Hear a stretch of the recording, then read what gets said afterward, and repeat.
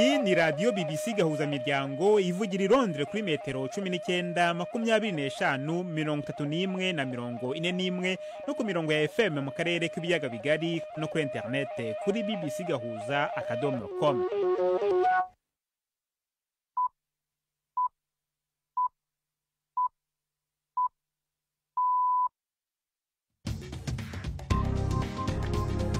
Ubu ni saa 10 n'igice ku isaha mpuzamahanga ya GMT, ni saa 12 n'igice ku isaha yo mu Rwanda no mu Burundi. Muri studio muri kumwe na Jacques Niyitegeka. Izi ni ingingo z'ingenzi zigize aya makuru. Abaminisitiri b'ububanyi n'amahanga ba Repubulika ya Demokarasi ya Kongo n'u Rwanda bari i Washington, aho biteganijwe ko mu kanya kari imbere basinyana amasezerano agamije kugarura amahoro mu burasirazuba bwa Kongo. Turumva hecyo Dr. Denis Mukwege wigeze kwegukana igikombe cy'amahoro cyitiriwe Nobel, akaba hanafite ibitaro byita ku bagore bahohotewe hafi y'umujyi wa Bukavu, avuga kuri ayo masezerano. Senkeri Sarasiye wahoze mu barinzi ba hafi b'uwari perezida w'u Rwanda Juvenal Habyarimana yabwiye BBC ko yamenye amakuru y'iraswa ry'indege ya Habyarimana ku munsi iyo ndege yarasiweho, ariko ngo yatanze ayo makuru ntiyahabwa agaciro. Twafitiye n'ikiganiro baza muganga muri uyu mwezi, ikaze muri aya makuru yo kuri wa kane kuri wa gatanu, nako turi ku itariki ya 27 z'ukwezi kwa gatandatu.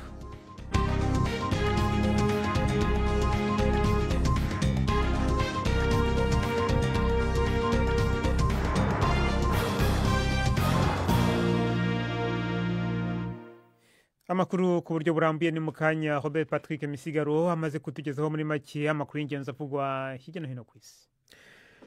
Umukuru w'ishirahamwe Gaza Humanitarian Foundation yagerageje gusigura uburyo iryo shirahamwe ritangamwo imfashanyo mu gihe ribandanije gutungwa gatoke n'amakungu kubera iyicwa ry'abanyapalestine baba bariko baragerageza kuronka ibifungurwa. Ibiro by'ishirahamwe mpuzamakungu ONU bijejwe agateka kazina muntu bivuga ko abantu barenga 400 ngo bamaze kwicwa n'abasirikare ba Israel bariko baragerageza gushika mu bibanza bitangirwamwo imfashanyo bigenzurwa n'iryo shirahamwe rifashwe mu mugongo na Amerika hamwe na Israel. Ariko umukuru waryo Johnny Moore avuga ko ONU hamwe n'ayandi mashirahamwe mpuzamakungu bikwirakwiza amakuru bidafise ivyemeza. Hagati aho igisirikare ca Israel ciyamirije ibivugwa n'ikinyamakuru cyo muri ico gihugu, aho kivuga ko abasirikare benshi batatangajwe amazina ngo bahawe itegeko ryo kurasa n'ibigirankana abanyapalestine bari barindiriye imfashanyo igaza.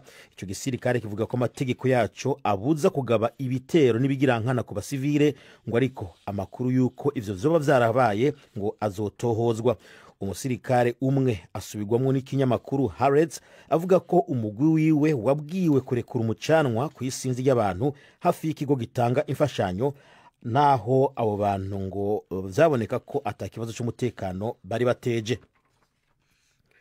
Ubushinwa hamwe na Leta Zunze Ubumwe za Amerika vyombi bivuga ko vyashitse ku mwumvikano w'ukuntu ngo bizoshira mu ngiro amasezerano mu vy'ubutunzi yashitswe ko mu ntango za kuno kwezi.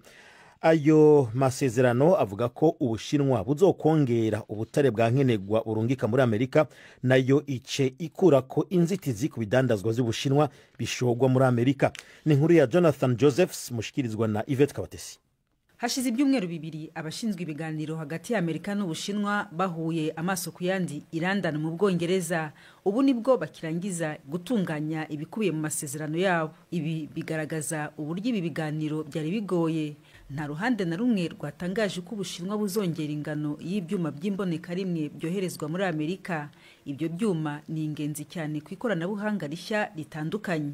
Nibitangira koherezwa, Amerika yemeza ko izakuraho ibihano byinshi ku bicuruzwa by'Ubushinwa byoherezwagayo, ariko bakiri mu biganiro Ubushinwa bwasaga n'ubwishisha kuri ayo masezerano. Ibyo bihugu byombi biri mu bikize kurusha ibindi ku isi biracyafite ibibazo byinshi bigomba gukemura mbere yuko itegeko ry'izamuka ry'imisoro ritangira kubahirizwa mu kwezi kwa 8. Aya na makuru ya BBC. Vladimir Putin yavuze ko Uburusiya bwiteguriye kuja mu biganiro bishasha imbonankubone na Ukraine. Uwo mukuru w'igihugu yavuze ko ibindi biganiro bishobora kubera Istanbul, ariko avuga ko ingene vyogenda bigikeneye kumvikanwako. Yongeye ko yuko Uburusiya bwiteguriye gutanga ibindi biziga 3,000 by'abasirikare ba Ukraine biciwe ku rugamba. Bwana Putin yemeye ko Uburusiya ubu ngo bufise ibibazo vy'amafaranga, avuga ko biteguriye kugabanya amahera akoreshwa n'igisirikare mu gihe kiri imbere. Abashikiranganji bajejwe imigenderanire n'amakungu ba Republika ya Demokarasi ya Kongo n'u Rwanda byitezwe ko bashira icese umukono ku masezerano y'amateka i Washington ku mugoroba w'uno munsi mu ntumbero yo guheraheza intambara iri mu karere gafise ubutunzi bwinshi bw'ubutare. Perezida Trump yarikeje ku bw'ayo masezerano, anavuga yuko uburongozi bwiwe bwahagaritse intambara mbi cyane. Ni inkuru ya Ansoy mushikirizwa na Jean-Claude Mwambutsa. Abategetsi b'Amerika babaye bahuza mu biganiro hagati ya Repubulika ya Demokarasi ya Kongo n'umuturanyi wayo u Rwanda rushinjwa gushyigikira umutwe wa M23 wigaruriye tumwe mu duce tw'igihugu. U Rwanda ruhakana ibi birego. Ingingo zigize amasezerano ntiziramenyekana, ariko Perezida Trump wa Leta Zunze Ubumwe za Amerika yashimagije aya masezerano, avuga ko azarangiza intambara muri aka gace gakungahaye ku mabuye y'agaciro. Biteganijwe ko aya masezerano azatangarizwa mu birori bizabera mu biro by'umukuru w'igihugu White House. Uyu muhango uzakurikirwa no guhura kuzabaho nyuma hagati y'abakuru b'ibihugu byombi.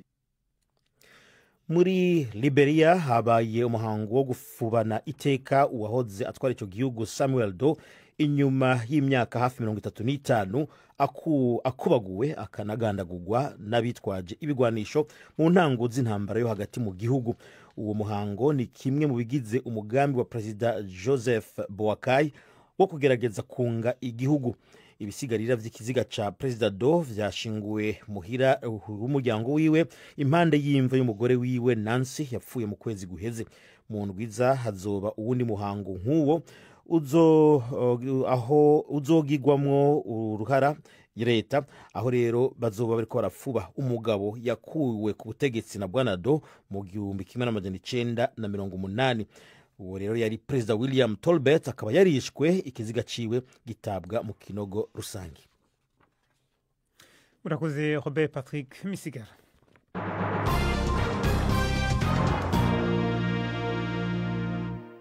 Abaminisitiri w'ububanyi n'amahanga ba Repubulika ya Demokarasi ya Kongo n'u Rwanda bari i Washington muri Amerika, aho biteganijwe ko mu kanya kari imbere basinyana amasezerano y'amahoro agamije guhagarika amakimbirane yatumye abantu babarirwa mu bihumbi amagana bava mu byabo uyu mwaka.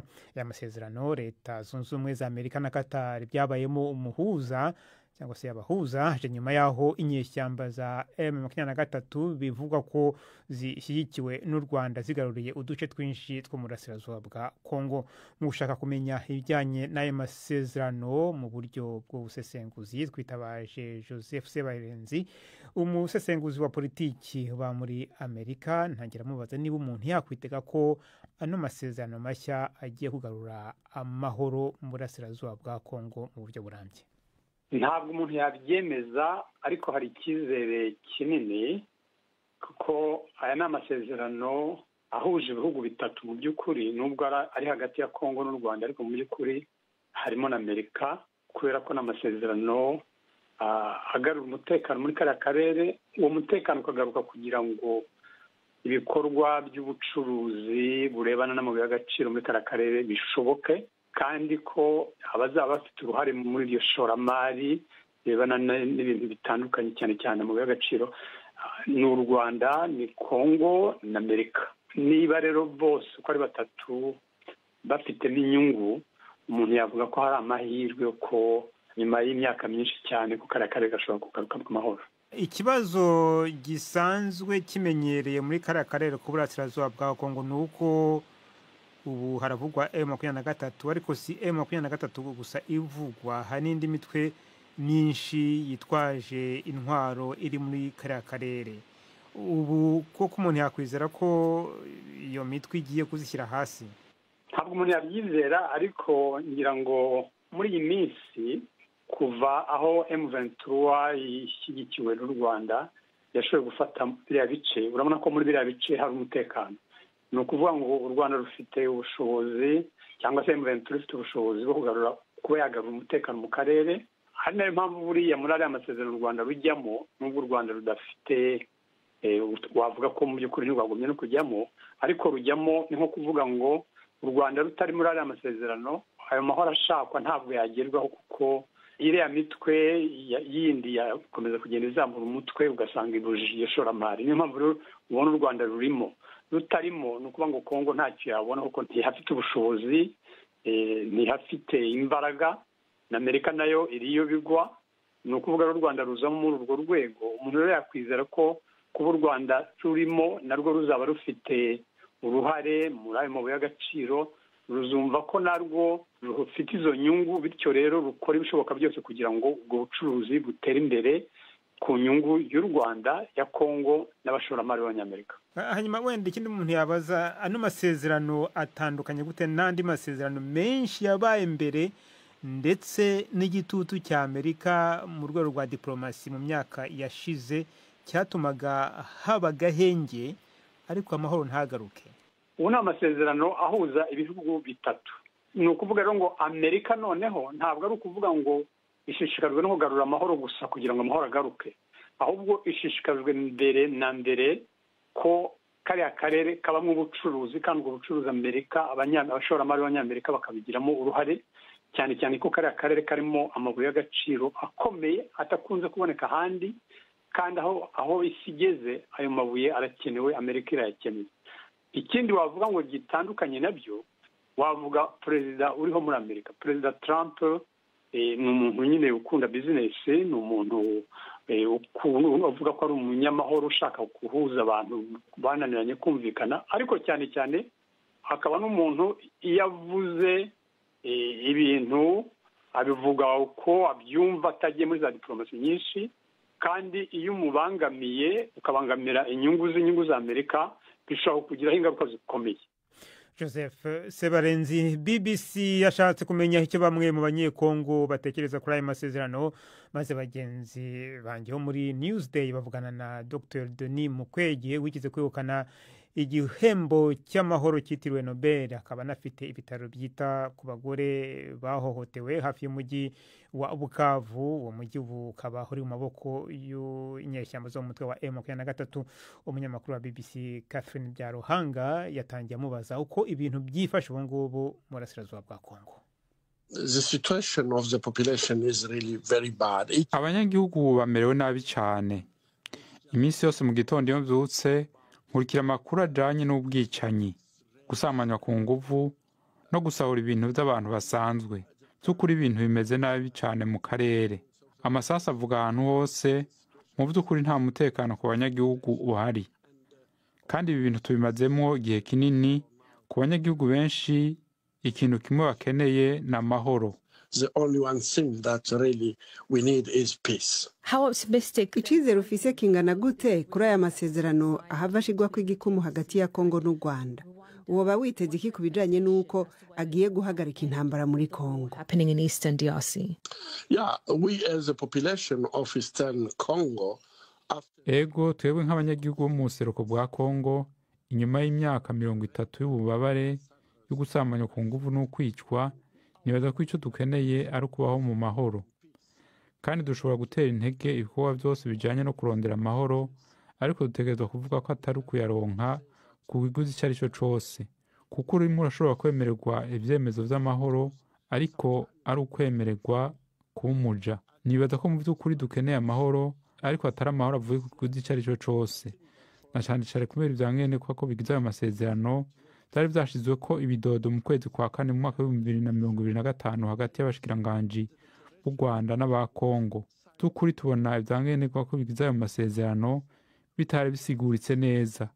Twabona uduce tuyagize ariko mu by'ukuri ntituzi ikiri inyuma y'ibyangene ko byemeje mu kwezi kwa kane. Byaraboneka mu ntango ko abahuzi ba leta zunze ubumwe za Amerika batemeye ubushotoranyi bw'u Rwanda kuri Kongo.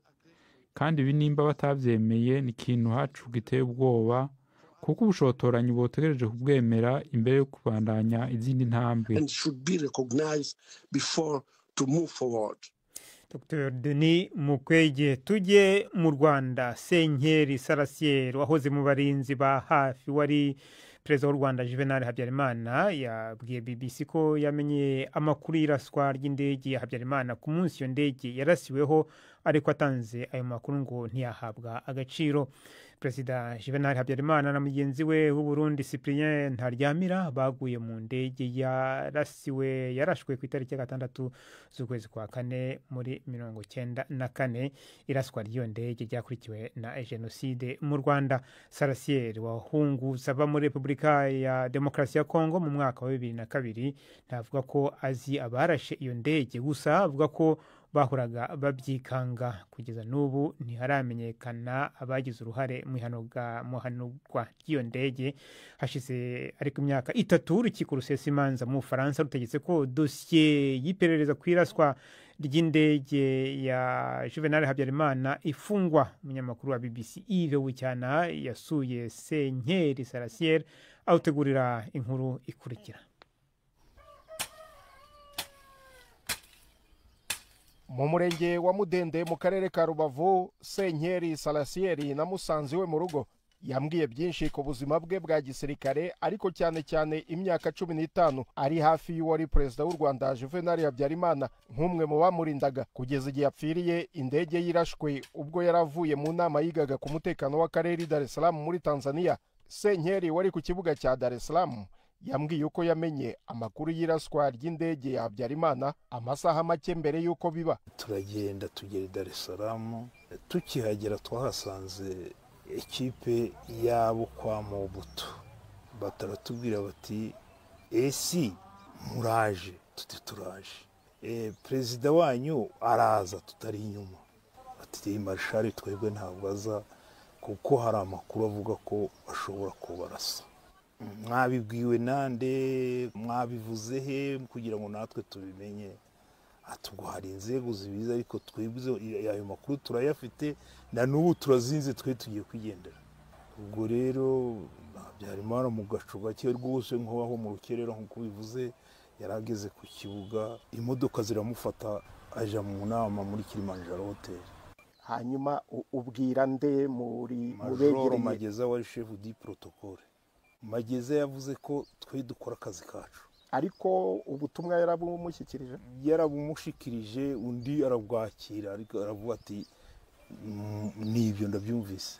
Ni nako yambwiye Mageza. Avuga ko abapilote b'Abafaransa bari batwaye iyo ndege Falcon 50 nabo bamenye ayo makuru, bagerageza gusaba ko indege yagwa i Goma aho kugwa i Kigali, nabyo ntibyemerwa. Ibyo nibyo naganiye nabo, mu byifuzo byabo ntibashakaga ko indege igwa i Kanombe. Bakimara kubona ayo makuru bifuza ko yagwa i Goma, none ahubwo bakavuga no mu Rwanda akaba hariyo ekipe iramuzana n'imodoka cyangwa akazana helikopteri. Nibyo bashakaga. Icyo cifuzo cageze kuri Habyarimana ntabwo yacemeye rero, yaravuze ati ndagwa i Kanombe. Senkeri washoje akazi ka gisirikare afite ipeti rya serja nk'uko abivuga, n'abandi barindaga Habyarimana bari kumwe Dar es Salaam, yambwiye uko barokotse iraswa ry'iyo ndege. Ubwo no kuva perezida w'umurundi rero asanga indege iri gupfinata yanze kwaka, biri kwaki kazima. Hadaciye akanya na Habyarimana barahageze. Ati bite ko waje kutari winjira? Ati indege yananiranye.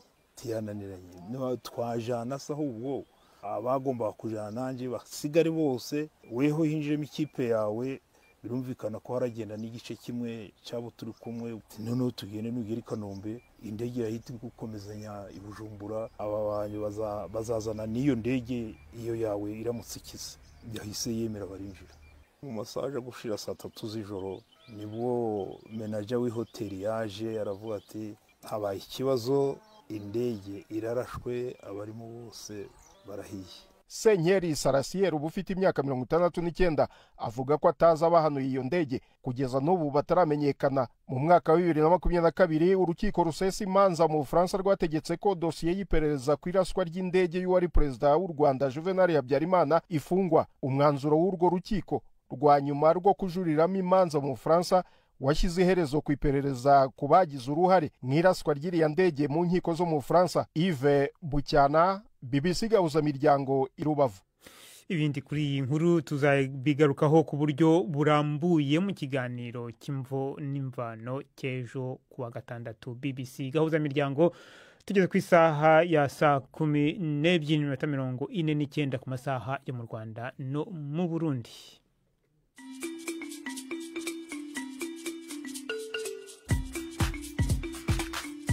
BBC gahuza miryango yabateguriye uburyo bwo gupakurura ibiganiro vyayo mukabibika muri telefone ngendanwa zanyu canke computer mukaza kuvyumviriza igihe cyose mubishakiye. Ibiganiro bya BBC gahuza miryango mukunda nk'amakuru, imvo n'imvano, urunana, ikiganiro cy'abagore cyangwa abaza muganga ubu biraboneka kuri podcast. Ja ku rubuga rwa BBC gahuza miryango ariko bbcgahuza.com urondore ahari podcast.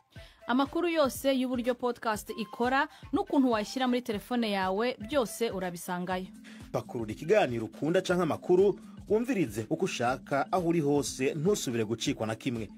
Taramana ibiganiro vya BBC gahuza miryango kuri podcast.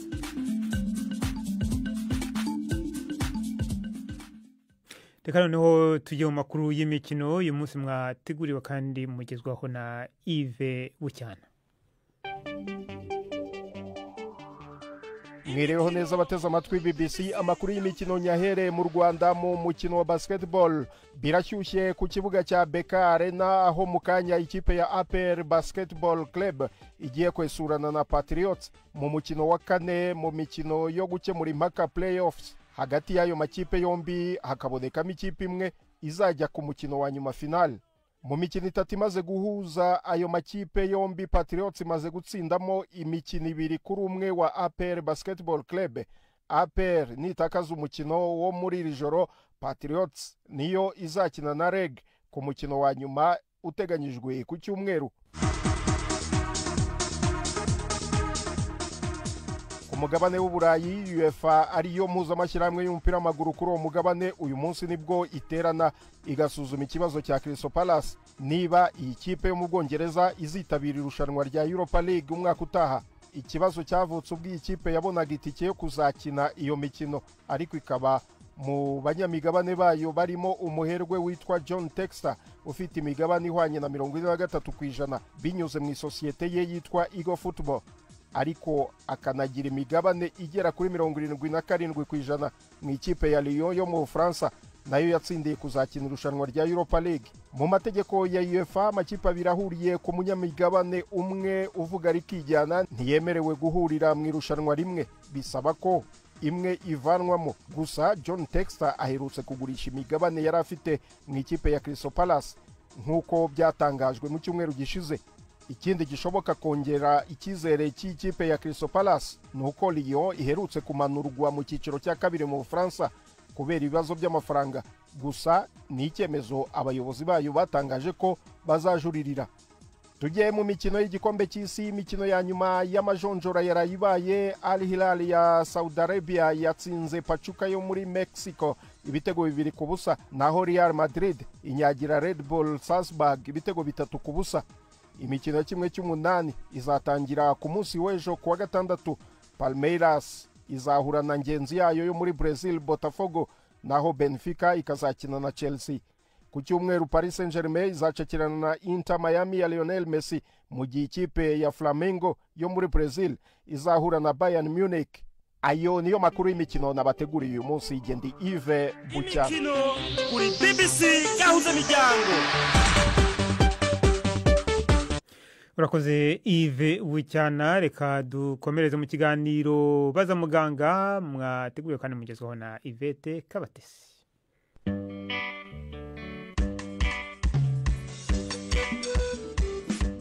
Mwiriweho neza. Kuzana ubukuru gutwa mu matwi ni ibisanzwe ku muntu wese, ariko ngo hari ubwo bishobora gutera ibibazo bitewe n'impamvu zimwe na zimwe. Turi kumwe n'inzobere mu kuvura indwara z'ubuhumekero, muganga Kayitesi Mukara mu ivuriro Human Hood.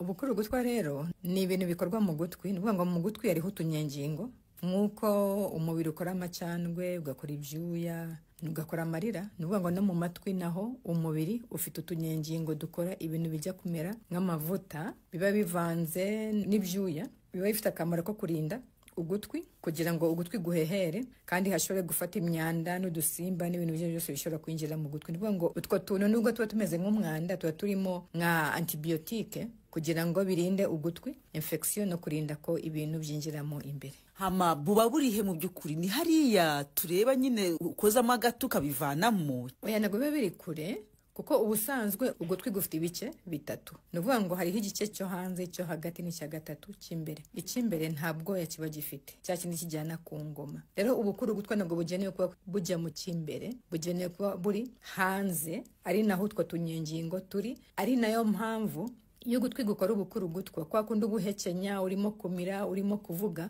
imyasa yawe irimo gukora, ibirimo gukora mu buryo n'ubukuru gutwa nabwo busa nkaho burimo gusunikwa ngo busohoke hanze. Ari nayo mpamvu ubukuru gutwa iyo bugeze mu cya gatatu cy'imbere buba butangiye kuziba kuko buba bushobora kwegera ingoma bugatuma ijwi ridahita nk'uko rikwiye. Icyo gihe rero biba byagenze gute kugira ngo utwo tubazo dutangire kubaho?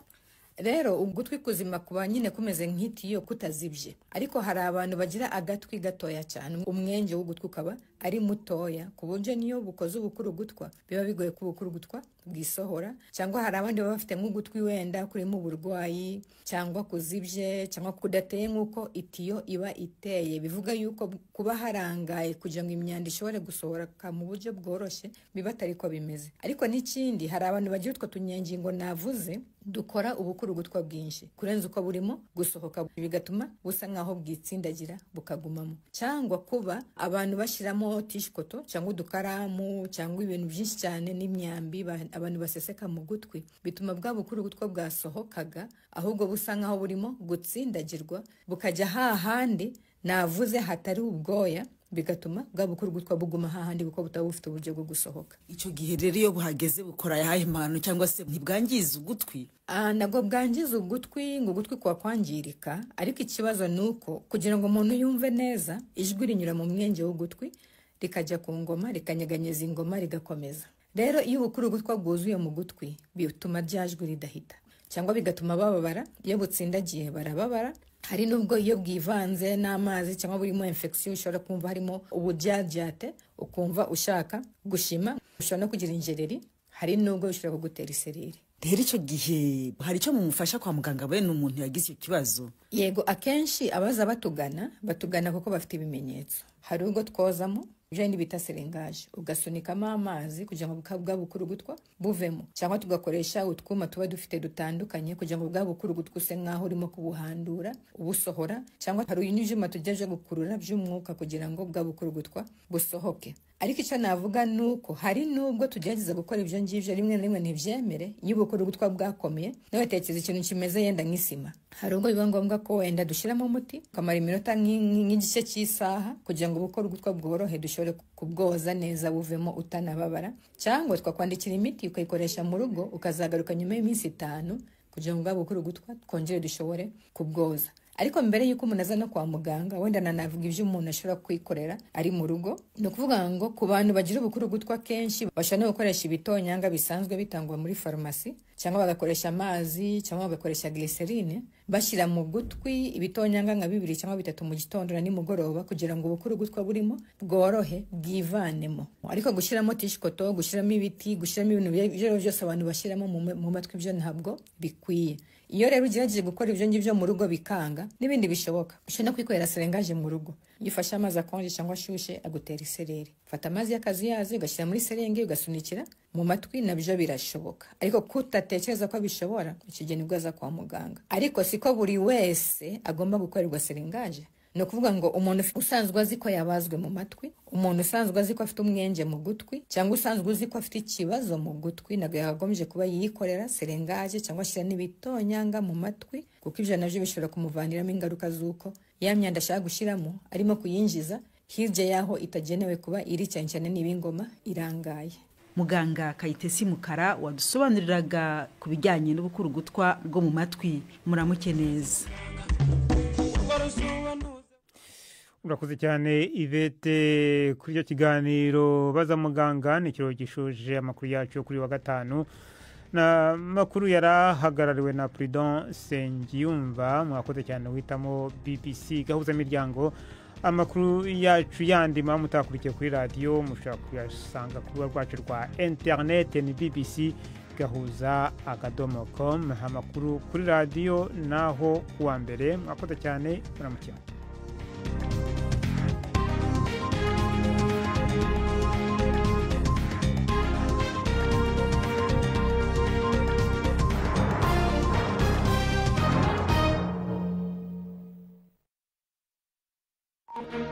Thank you.